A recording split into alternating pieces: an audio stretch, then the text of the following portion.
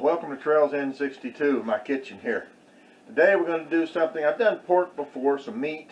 I've done pork, but this time we're going to be doing something a little bit different. We're going to be doing some spare ribs, pork ribs. We'll get to that in just a second. I get these taken out of the package, get things ready to go. We'll be right back. Okay, now the first thing we're going to do, just like when we did our salting, is we are going to cut our ribs. And basically we're going to be using wide mouth jars, because wide mouth jars are easier to stick it into.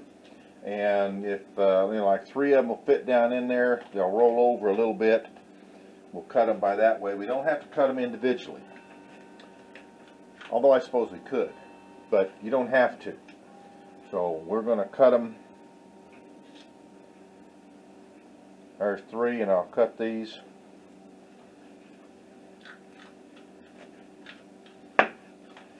Now, as you can see, this is going to be too big for the jar. So what we'll do is we'll just cut this.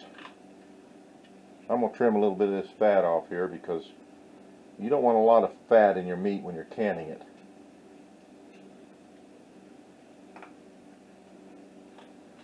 But you don't want to take out all your fat, because it does add to the flavor.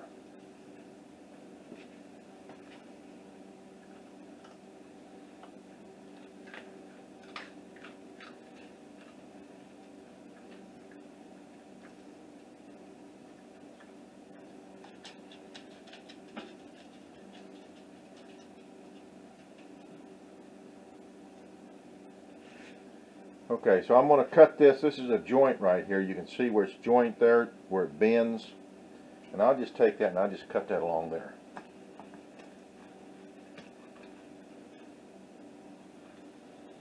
Because once these are canned, it's all going to come off the bone anyway.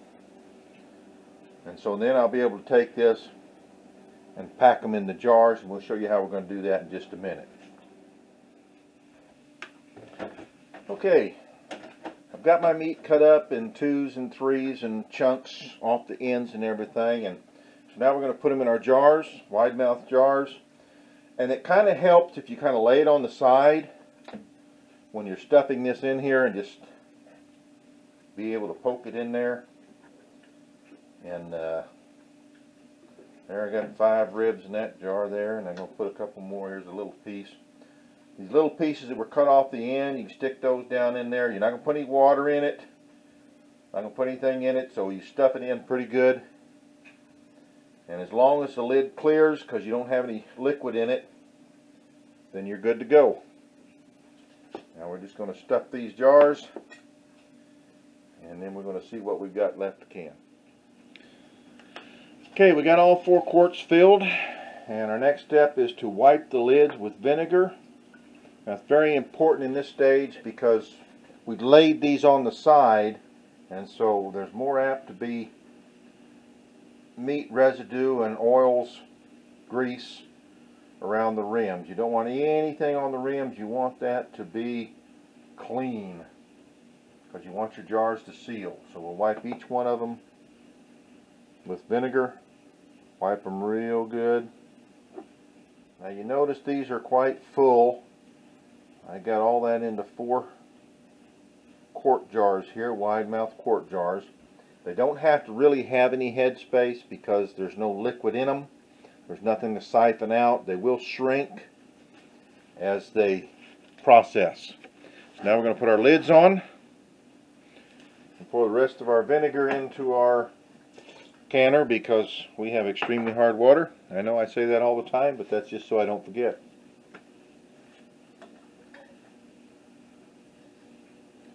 Set our lids on there.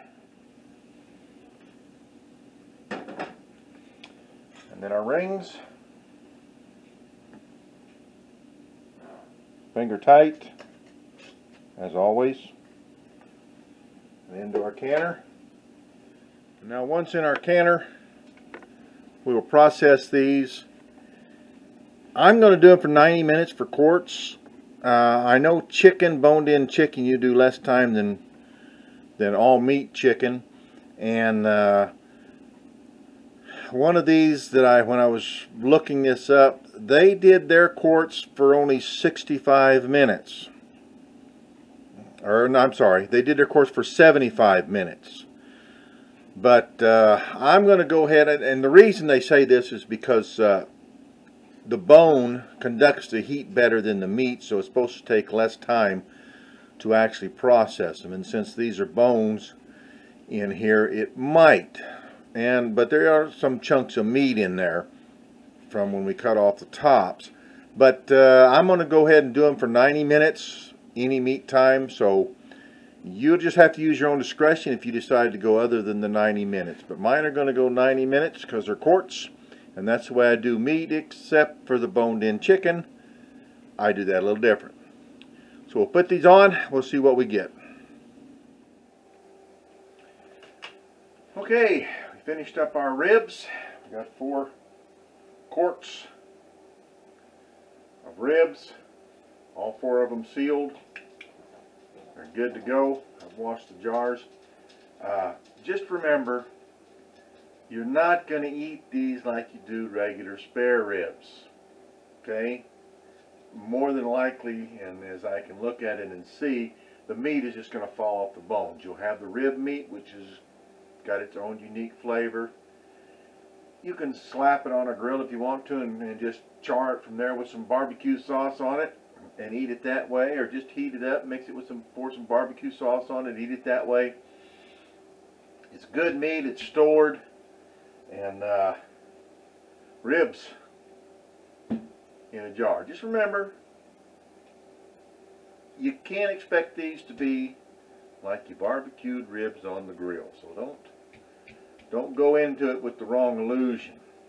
We're canning meat for the process of storage, long-term storage, shelf storage, shelf-safe meat, so we can put it on the shelf and eat it when we want to. We won't have to worry about thawing it out. We won't have to worry about cooking it up. It's for convenience and for survival sometimes. Anyway, that's it. Pork ribs. Hope you enjoyed it. From my house to your house. From my kitchen to your kitchen. Till next time, God bless.